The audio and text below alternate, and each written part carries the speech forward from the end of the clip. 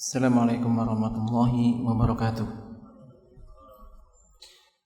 Alhamdulillah hamdan katsiran thayyiban mubarakan fi kama yuhibbu rabbuna wa yarda. Asyhadu an la ilaha illallah wahdahu la syarika lah wa asyhadu anna Muhammadan abduhu wa rasuluh. Allahumma shalli ala Muhammadin wa ala ali Muhammad kama shallaita ala Ibrahim innaka Hamidum Majid. Allahumma barik ala Muhammadin wa ala ali Muhammad kama barakta ala Ibrahim innaka Hamidum Majid.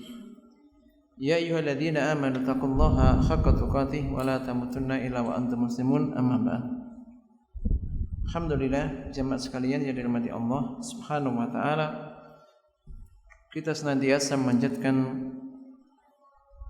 puji syukur hadirat Allah Subhanahu wa taala atas semua nikmat dan karunia yang telah diberikan oleh Allah Subhanahu wa taala kepada kita. Dan ketahuilah bahwasanya manusia ini betapapun syukurnya ini masih kurang bersyukur. Maka kita terus tingkatkan syukur kita kepada Allah Subhanahu wa taala. Insyaallah kita akan melanjutkan baca kitab Aina Nahnu min Akhlaqis Salaf. Ini mengetahui masih betapa jauhnya kita dari akhlak-akhlak kaum salaf kita, yang kita masih terus berupaya untuk bisa mencontoh mereka baik dari sisi akidah dan juga akhlak-akhlaknya. Kita masih dalam bab tentang takutnya kaum salaf kepada Allah Subhanahu wa taala. Terakhir ini apa? Pertemuan terakhir sampai kayaknya Imam Ahmad, ya kan? Sampai Al-Marudhi, nang Imam Ahmad ini. Sekelas Imam Ahmad, Imam A'immati Sunnah, yang menunjukkan yakni apa? Kedalaman yakni kefahaman beliau. Ketika ditanya kaifa asbahta, bagaimana kabar Anda di waktu pagi ini,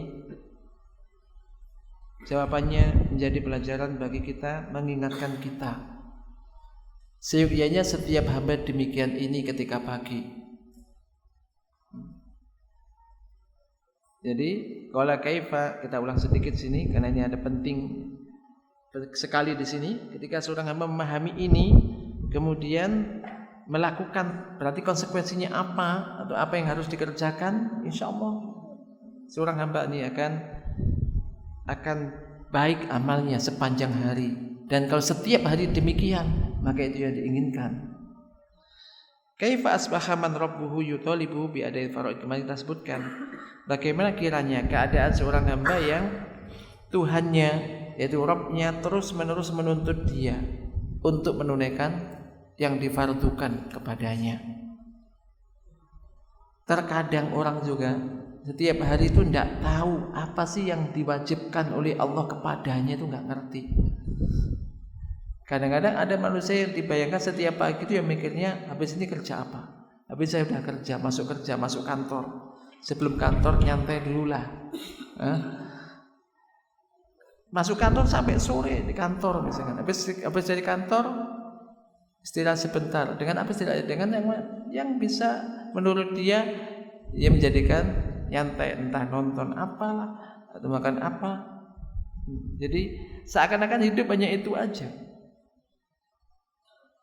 Padahal Allah Subhanahu wa taala mewajibkan hal-hal yang diwajibkan oleh Allah kepada kita. Tentu kita tahu hak Allah yang wajib kita tunaikan setiap saat. Ayyabuduhu wa la yusiku bi syai'a. Hendaklah mereka menyembah Allah dan tidak menyekutukannya dengan suatu apapun. Ya. Yang difardukan banyak. Paling tidak kita tahu, maka kalau kita belajar ilmu itu paling tidak tahu apa sih kewajiban-kewajiban yang harus anak tunaikan, yang harus kita tunaikan baik kepada Allah. Ini apa saja? Ya mulai tentu berakidah benar, keimanan dengan konsekuensinya, ya, kita mentauhidkan Allah, kemudian juga tidak menyekutukannya dengan suatu apapun, termasuk juga sholat 5 waktu dijaga. Demikian juga berikutnya arkanil Islam ini masuk yang difardukan oleh Allah. Apalagi kalau kita sebagai seorang muslim harus tahu kewajibannya. Sebagai seorang suami, ketika sudah punya anak dan punya istri, apa kewajiban yang diwajibkan oleh Allah sebagai seorang suami? Ada kewajiban-kewajiban. Demikian juga sebagai seorang karyawan, kalau saya bekerja, apa yang diwajibkan harus ditunaikan. Nah, itu harus tahu. Ini kita dituntut untuk melakukan itu. Tentu akan berupaya ketika pagi ini sudah, hari ini kewajiban saya apa? Ini. Kewajiban kepada Allah, kewajiban kepada keluarga dan seterusnya. Semua itu diwajibkan, dituntut oleh Allah untuk melakukannya. Karena manusia memang tidak dibiarkan. Ayahsabul insanu ayyutruka sudah, apakah manusia mengira dia akan ditinggalkan begitu aja? Tidak. Itu maksudnya la yu'mar wa la yunhan, tidak diperintah dan tidak dilarang. Tidak, manusia diperintah, diberi larangan-larangan, diberi perintah-perintah. Itu semua ujian. Kemudian kemarin menyebutkan wa nabiyyu yutalibu bi adai sunnah, sementara nabinya juga terus menuntut dia untuk menunaikan sunnah-sunnahnya, ajaran-ajarannya, ajaran Rasul sallallahu alaihi wasallam. Berarti kita juga harus mengetahui apa sunnah-sunnah Rasul. Sunnah ini bisa diartikan, ya sunnah bisa diartikan semua ajaran yang dibawa oleh Rasul SAW itu sunnah, baik berupa ucapannya atau juga berupa perbuatannya atau apapun yang disetujui dilakukan oleh sahabat sementara Nabi tahu dan menyetujui itu juga menjadi sunnah. Tidak hanya sekedar sunnah itu kalau ditinggalkan tidak apa-apa, kalau dikerjakan mendapat pahala. Itu salah satunya. Kalau ada wajib, sunnah, mubah, makruh, haram, nah itu salah satu sunnah, itu berarti di situ. Tapi ayo kita kembali kepada sunnah, ayo kita mengajarkan sunnah, tapi kita memerintahkan untuk melakukan sunnah, menghidupkan sunnah. Maksudnya ajaran Rasulullah SAW. Ini kita dituntut untuk menunaikan itu. Sementara kita tahu dituntut, kalau enggak ya bisa rugi besar. Kalau itu berkaitan dengan yang wajib bisa dosa. Nah ini harus tahu. Wal malakani yutalibani bitasihil amal. Ini aja kalau diperhatikan, kalau kita sadar bahwasanya kedua malaikat senantiasa menuntutnya untuk meluruskan amal. Ya malaikat enggak langsung meluruskan amalmu, tidak. Akan tapi maksudnya malaikat kan mencatat perbuatannya, ada di kanan, ada yang di kiri, ada yang mencatat perbuatan kita, ucapan kita yang baik atau yang jelek, tercatat semua, walaupun nggak disuruh dicatat dan tidak ada yang terlewatkan. Maka ketika manusia mengetahui nanti kitab amalnya diberikan kepadanya, kitab apa ini kok tidak meninggalkan sedikit pun apa yang tadi dilakukan, semuanya ada. Ya walaupun tidak diperintahkan untuk meluruskan amal, tentu orang yang cerdas, orang yang berpikir bahwasanya ketika perbuatan, ucapan dan amalnya itu dicatat, tentu dia akan berupaya ingin catatannya itu yang baik-baik, kan begitu. Yang baik-baik, nggak hanya sekedar dicatat, tapi diberi balasan. Kalau hanya sekedar dicatat, baik atau jelek sudah nggak ada hitungan, nggak masalah. Ini dihisab. Akan dicatat, in khairan fa khairun wa in saran fa sarun. Jika amalnya baik, balasannya baik. Jika amalnya tidak baik, balasannya tidak baik. Tentu ini menuntut kita untuk tasihil amal. Bagaimana kiranya ketika setiap pagi kita ingat hari ini nanti, mulai hari ini, mulai saat ini nanti sampai saat tidur lagi dicatat itu amalnya, ucapannya dicatat. Saya tidak ingin ucapan yang terucap itu yang tidak baik. Tidak ingin perbuatan yang dicatat perbuatan yang tidak bagus, yang tidak benar. Apalagi yang mengandung dosa. Yang sia-sia saja kalau bisa jangan, kan gitu kan. Inginnya yang berharap yang baik-baik. Berarti ini berpikir, berhati-hati. Enggak semaunya sendiri. Ya permasalahannya kan yang nyatet enggak kelihatan. Ini keimanan kepada yang gaib ini. Bagaimana kepada yang gaib ini menjadi penopang, pemicu, pendorong orang untuk beramal yang baik dan meninggalkan amal tidak baik. Mana yang nyatet mana? Kata siapa? Ini orang yang tidak beriman pada yang gaib. Maka ingat sifat orang-orang bertakwa yang pertama kali disebutkan oleh Allah Ta'ala dalam Al-Quran. Yang surah Al-Baqarah apa? Apa sifat utama? Sifat pertama kali orang-orang bertakwa. Dzalikal kitabu la raiba fihi hudal lil muttaqin alladzina yu'minuna bil ghaib. Berkaitan akidah, sifat utama akidah, keyakinan akidah, yaitu alladzina orang-orang yang beriman kepada yang gaib.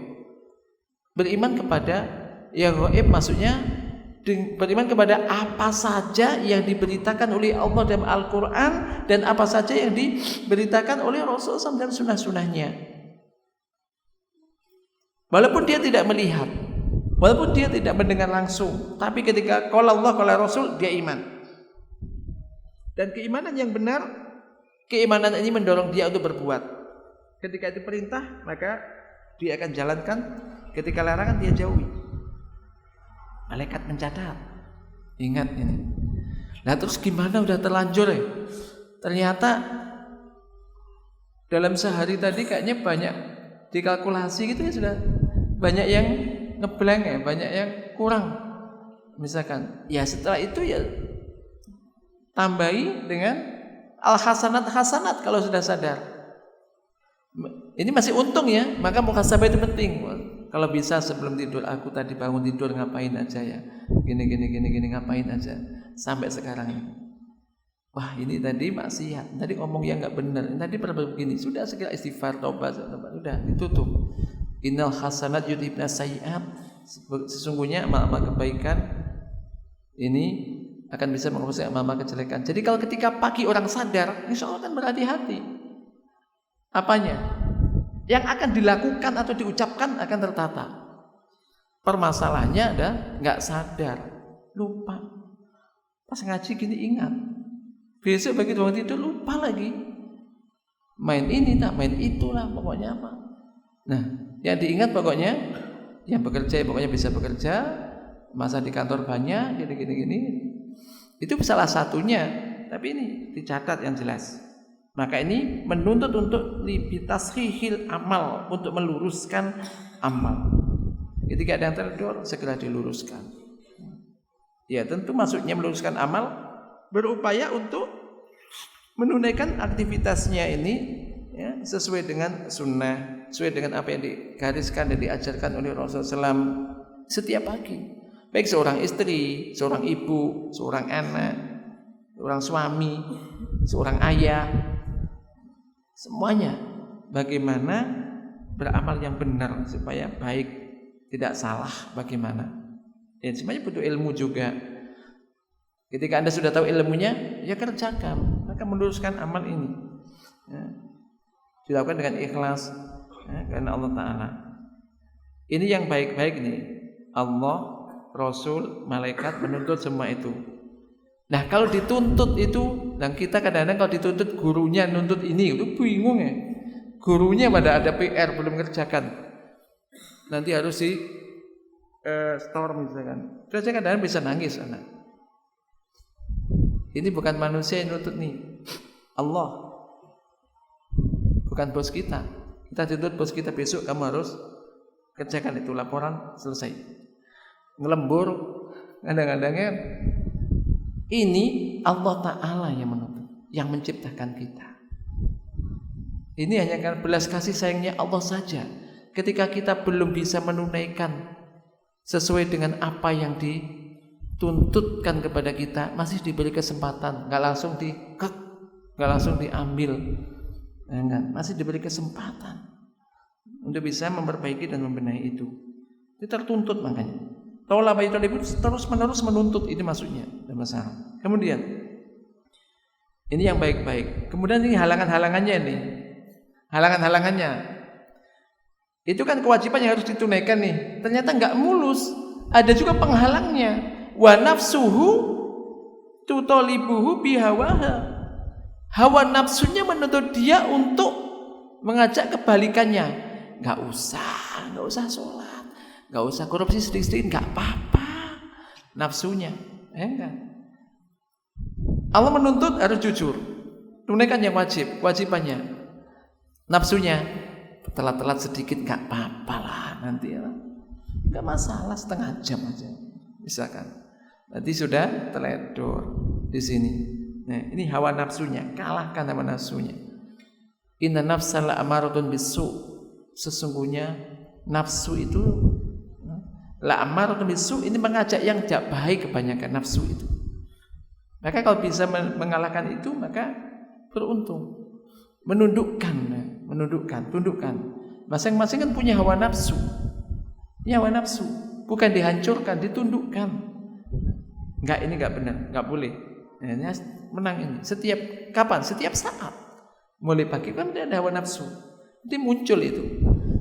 Di hati kita kan ada dua itu keinginan. Satunya ingin ke kanan, satu ingin ke kiri. Ketika kita ingin begini, satu ingin begitu. Menang mana? Itu nanti yang akan dikerjakan. Nah, hawa nafsu ini senantiasa demikian. Maka beruntunglah.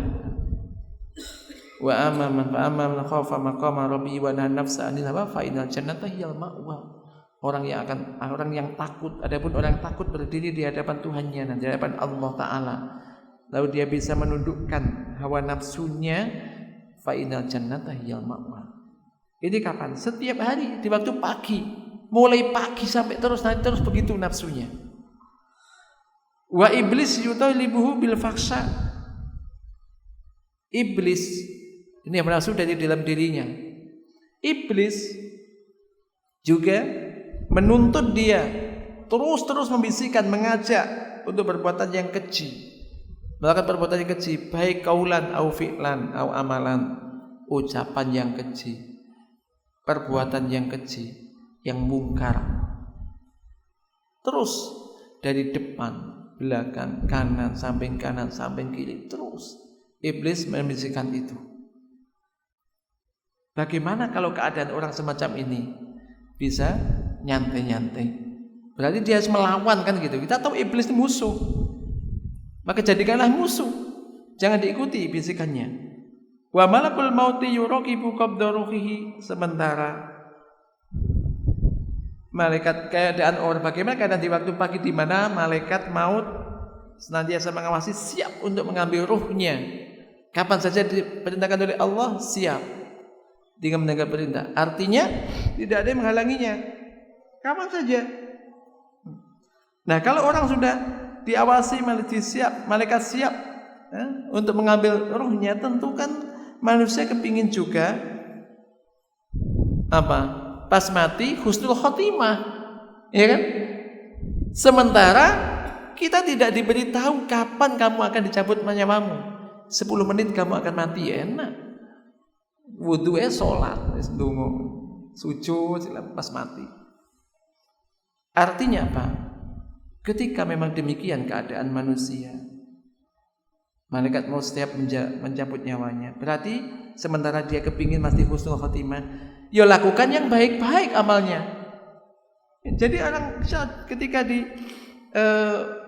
merasa semacam ini bagus sekali. Setiap saat jangan-jangan pas melangkah begini mati, enggak, yang baik-baik aja. Supaya pas mati itu pas melakukan amal yang soleh, husnul khotimah harapannya. Ini. Tapi ternyata kalau begitu di masjid aja, ya, di tempat ibadah saja, nggak kemana-mana. Tapi yang terakhir, wa iyaluhu yutalibunahu bin nafaqah. Keluarganya nuntut diberi nafkah. Mana nafkahnya? Anaknya, istrinya mana belanjanya? Enggak usah, nanti kan sudah rezeki ditanggung sendiri, diberi oleh Allah. Enggak kerja, enggak boleh. Rezeki datang dari langit. Kerja itu mencari nafkah itu ibadah. Mencari hal itu ibadah. Makanya menggabungkan semuanya, berarti bayangkan ini keadaan seorang muslim. Kerja tok enggak cukup. Sholat tok enggak kerja juga enggak boleh. Bagaimana memadukan semuanya? Ini keadaan di waktu pagi itu begitu. So, ini Imam Ahmad. Ini sekelas Imam Ahmad. Nah kita, ini pelajaran juga. Maka kita pun demikian. Ini menunjukkan apa? Takutnya kepada Allah, merasa dilihat oleh Allah, diawasi oleh Allah. Khosyahnya itu semacam itu. Nah, kita kadang-kadang nggak pernah berpikir begitu. Ya pernah mungkin sekali pas mau coba buku iki. Ingat. Jadi ingat-ingat terus. Ya mudah-mudahan saya dan kita semuanya banyak berdoa, ya Allah, tolong ya Allah, tolonglah anak, tolonglah kami untuk bisa mengamalkan ilmu yang telah saya ketahui. Ini penting. Ilmu kita itu insya Allah sudah lebih dari 1 lah ya. Antum setiap pekan berapa menghadiri majelis ilmu, mengamalkannya ini yang terus berdoa pada Allah. Maka itu diantara makna ihdinas siratal mustaqim, minta tolong untuk bisa mengamalkan ini. 6. Ini menunjukkan kaum salaf ketika ditanya semacam itu bukan langsung happy. Maksudnya bukan mengingkari kenikmatan ya, bukan menikmati kenikmatan, akan tetapi ya ini menunjukkan kehati-hatian dan begitu banyak satu hari ini yang harus aku tunaikan, seakan-akan begitu. Yang harus kita tunaikan, tugas itu banyak. Ini menuntut ini menuntut ini. Semuanya menuntut kita untuk berbuat yang terbaik. 1, menuntut untuk melakukan yang diperintahkan. Yang kedua, melawan musuh yang mengajak kita untuk melakukan yang dilarang. Nah, inilah keadaan manusia. Baik, ba'dahu wa qala Ibnu Hubayb. Qala li Hudzaifah al-Mar'ashi.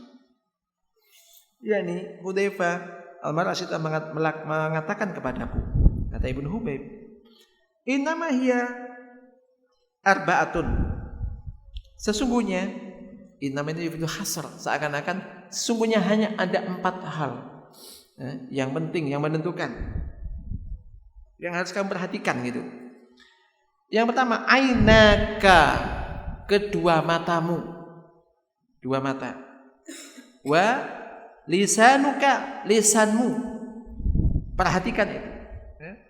Kedua matamu, lisanmu, wa hawaka, hawa nafsumu, wa qalbuka, hatimu, dan hatimu. 4 itu. Kedua mata, mata, lisan, hawa nafsu, kemudian hatimu. Fangdur ainaika, la tangdur bihima ila ma la yakhilu lak. Maka perhatikan kedua matamu.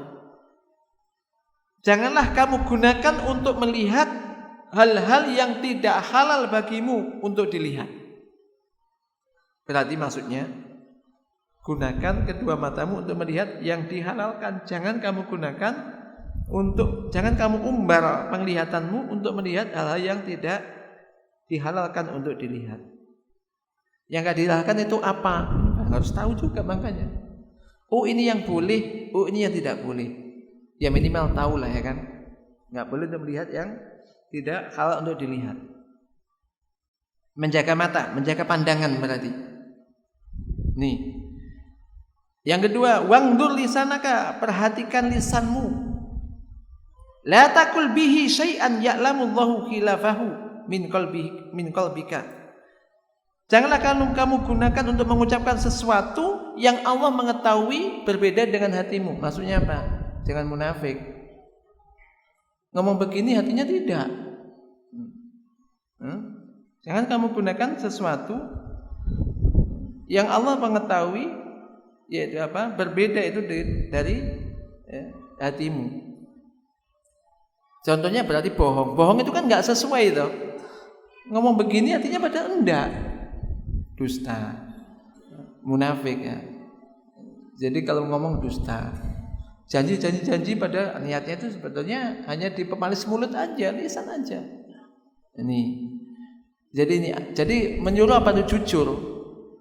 Ucapan, lisan dan batin harus sama. Jangan sampai kamu mengucapkan sesuatu yang beda dengan hatimu. Allah tahu itu beda dengan hatimu. Maka ini penting, lisan. Lisan ini Nabi pun memerintahkan kita, Nabi kita Rasulullah SAW memerintahkan kita untuk menahan lisan. Kuffa alaika hadza, tahan lisanmu. Dan banyak mengucapkan yang baik-baik. Yang memang ucapan yang baik, kita ucapkan yang baik, hati kita pun demikian. Nah, jujur inilah yang kadang-kadang ini berat. Maka kalau nggak jujur, orang munafik. Ayatul munafiki salas. Tanda-tanda orang munafik 3. Idza haddasa kadzaba, jika ngomong dusta. Wa idza wa'ada akhlafa, jika berjanji ngingkari. Janji-janji begini besok nggak ketemu. Udah, lusa ya nggak ada, minggu depan nggak ada, ngomong janji. Jadi kejujuran ini dilihat dari janji-janjinya. Maka jangan banyak berjanji. Banyak berjanji nggak ditepati. Hati-hati. Wa idza tumina khana, jika dipercaya berkhianat. Akan berkaitan dengan apa? Lisan. Jaga lisan. Wangdur qalbaka la yakun fihi ghillun wala daglun ala ahadin minal muslimin. Dan perhatikan hatimu. Jangan sampai ada di dalam hatimu itu ada rasa hasad, dongkol, dendam terhadap siapapun dari kaum muslimin, terhadap seorang muslim. Ini kan berat ini. Ada disebutkan di situ dulu kaum salaf itu, orang ini masuk surga, maksudnya disebutkan masuk surga. Apa sifat-sifatnya? Kayaknya amalnya biasa-biasa aja, nggak ada amal yang istimewa. Tapi hanya saja setiap malam itu sebelum tidur tidaklah dia tidur kecuali tidak ada rasa dendam, marah kepada seseorang. Ini kan berat ini. Kita kadang-kadang sama-sama ngaji, beda masalah dunia sedikit aja, udah nggak seneng, ya. Ada hasad. Kita kan la tahasadu. Janganlah kalian itu saling hasad. Hasad itu apa sih? Ketika nggak seneng, ketika melihat seorang saudaranya mendapatkan kesenangan itu kita nggak seneng. Kok dia lagi yang dapat ya? Oh, itu udah nggak seneng. Harusnya itu kan apa sih seorang mukmin itu? Kama qala Rasulullah SAW, la yu'minu ahadukum hatta apa ini? Hatta yuhibba li akhihi ma yuhibbu li nafsihi. Apa artinya coba? Ini kadang-kadang ada yang salah mengartikan ini. Tidaklah sempurna keimanan salah seorang di antara kalian sampai dia mencintai untuk saudaranya. Bukan mencintai saudaranya ini. Mencintai untuk saudaranya apa-apa yang dia cintai untuk dirinya. Realnya itu misalkan Anda senang kan ketika Anda berhasil. Maka ketika saudara Anda berhasil, Anda enggak, Anda juga harus senang. Kenapa kamu senang kamu enggak berhasil? Saudara saya berhasil. Anda kalau jualan, seandainya berjualan, Anda laku, senang enggak? Senang kan? Pas jualan, Anda enggak laku, saudara Anda laku temannya. Senang enggak?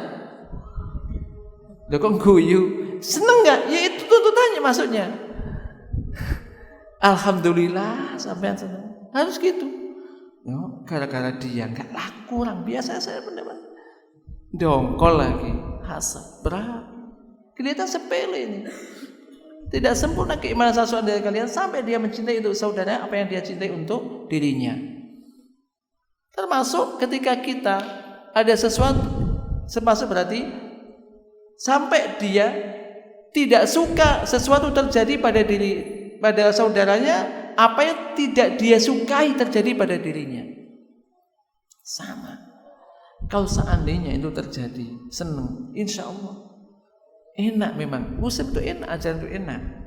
Jadi nggak ada rasa ngapain juga dongkol dengan orang, dengan apa, dengan teman, dengan seorang muslim, nggak usah. Dia telah berbuat tidak baik dengan kita, nggak usah, harus sabar. Ya dengan itu ya karena dia tidak tahu. Bayangkan Nabi SAW ketika berdakwah mengajak orang, ada mengajak orang bukan minta bayaran, mengajak orang untuk supaya selamat umatnya, dilempari batu sampai berdarah. Sampai malaikat menawari akan mengangkat gunung untuk ditumpahkan kepada mereka karena keterlaluan. Tapi Nabi jangan, karena mereka melakukan itu tidak tahu. Allahumma ighfir qaumi, Allahumma ighfir qaumi fa innahum la ya'lamun. Tapi malah dimintakan ampunan. Ya Allah, ampuni mereka karena mereka enggak ngerti. Dimaafkan, berarti kan kalau ada orang lain berbuat tidak baik kepada kita, jangan didongkoli ya. Berarti kan dimaafkan. Setelah itu diberikan uzur, dimaafkan. Ada kalanya tidak dibalas, jangan dibalas. Kemudian dimaafkan. Ada kalanya orang enggak balas tapi enggak mau maafkan. Ya kan, aku enggak balas, tapi kamu enggak bisa maafkan. Bisa. Nanti ya selesaikan di sana di akhirat. Jangan dibalas, maafkan. Berikutnya apa? Tidak dibalas, dimaafkan. Berikutnya atau tidak dimaafkan, tidak dibalas, dikasih uzur, diterima ada alasan. Semacam Nabi tadi, mereka melakukan itu karena mereka tidak tahu. Pantaslah mereka melakukan itu. Dimaafkan, kasih uzur. Kemudian apa lagi? Tingkatan lebih tinggi lagi apa? Didoakan. Doakan yang baik, jangan doakan yang jelek. Nabi mintakan ampun kok. Ya Allah, ampunilah dia enggak ngerti itu. Didoakan. Nah, doanya orang yang terdolimi mustajab memang. Permasalahannya habis itu Anda doakan apa? Anda punya doa mustajab kepada orang yang mendolimi Anda. Doakan yang baik. Kok enak? Aku disakiti, dingin kok didongakno. Kok didoakan kok enak? Enggak rugi. Allah akan memberi yang lebih baik, mengganjar lebih baik. Contoh Nabi kita, contoh itu. Memang mencontoh sunnah itu berat ya. Yang sunnah-sunnah begitu juga diangkatlah. Jangan sunnah-sunnah yang sunnah-sunnah yang enak-enak, yang semuanya sunnah. Dan itu memang enak, pahalanya besar.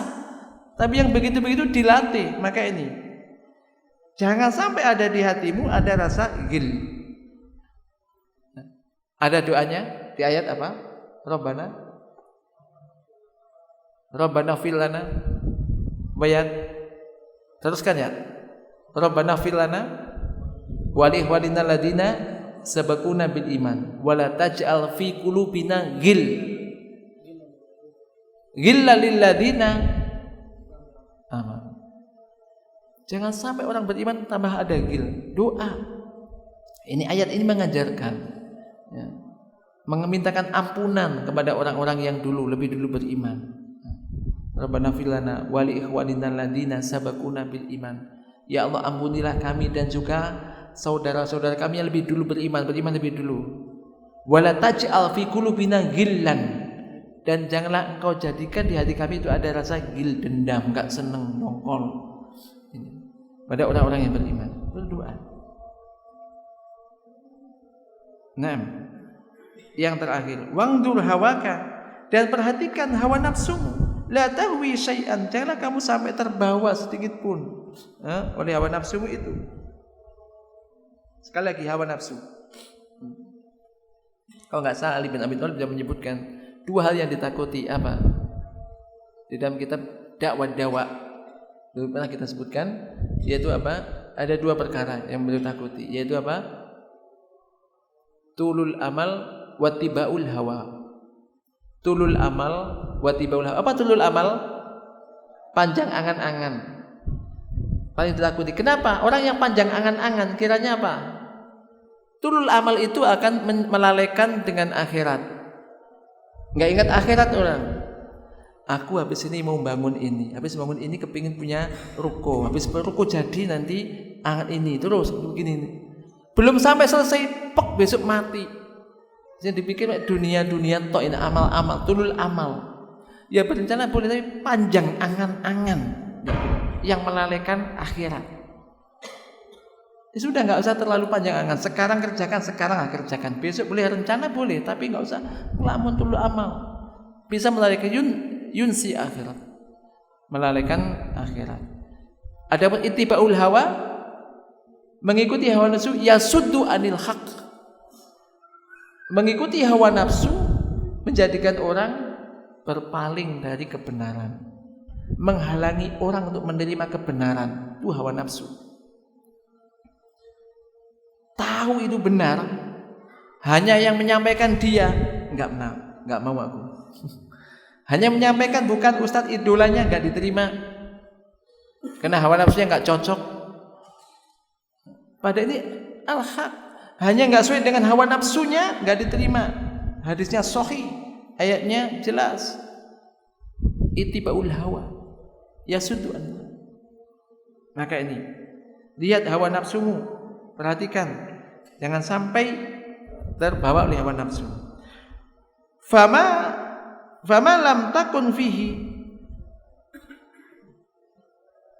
takun fika hadhil arba al-khisalu farmadu ala ra'sika. Maka selama 4 sifat ini belum ada pada dirimu, maka farmadu ala ra'sika, maka api ya, mungkin api neraka atau api neraka ala ra'sika akan menimpa kepalamu. Ini menunjukkan apa? Khosyahnya salaf, kaum salaf. Padahal kita tahu kaum salaf itu keimanannya sangat tinggi, amal solihnya banyak. Itu demikian rasa takutnya. Sementara di akhir zaman sudah tidak taat sedikit merasa taat yang banyak, merasa aman, merasa enjoy aja. Nah ini keadaan manusia di akhir zaman. Orang salaf dulu semacam itu. Maka mari kita mencontoh kembali, mengaca, bercermin kepada mereka. Yang berikutnya, wahaka al-Qadi Husain bin An-Aqfal ustadihi annahu kana fi katsirin min al-awqat yaqa'u alaihi al-buka khala dars thumma yarfa'u ra'sahu wa yaqulu ma aghfalana amma yuradu bina. Nah, coba dibaca itu. Apa itu terjemahan coba? Ada? Coba baca. Dari meriwayatkan dari gurunya Al-Qaffal bahwa seringkali sang guru menangis ketika mengajar. Kemudian setelah itu beliau mengangkat kepalanya seraya berkata, alangkahnya lebarnya kita terhadap apa yang diwajibkan atas diri kita. Yani Aqfal, jadi Qadi Husain menceritakan dari Al-Qaffal, yaitu ustadihi, guru beliau, bahwasanya beliau seringkali di waktu-waktu minal awqat seringkali yaqawali buka, yaitu menangis. Khaladars, di saat-saat pelajaran berlangsung menangis. Thumma yarfa'u ra'sahu, kemudian mengangkat kepalanya. Wa yaqulu, dan mengatakan ma aghfalana amma yuradu bina, sungguh alangkah sangat teledornya kita dari apa yang diinginkan terhadap kita. Ini secara arti ini, amma yuradu bina, dari apa yang diinginkan dari kita.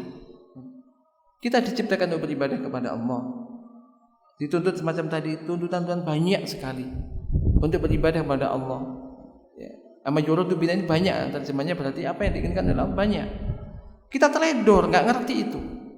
Alangkah teledornya kita, masih banyak yang harusnya kita kerjakan belum bisa kita kerjakan. Apapun yang sudah kita kerjakan pun belum bisa sesuai dengan apa yang diharapkan, sesuai dengan sunnah dan syariat. Terkadang kita masih jauh sudah merasa dekat, sudah merasa paling benar, paling sunnah. Masih banyak teledornya, banyak peringatan-peringatan. Mungkin karena maksiat dosa kita diberi peringatan, adanya musibah ini, musibah itu, diberi peringatan. Itu pun kadang tidak ngefek, masih belum sadar juga terkadang. Pada itu semuanya ada peringatan. Jadi kita masih banyak teledornya. Ini beliau,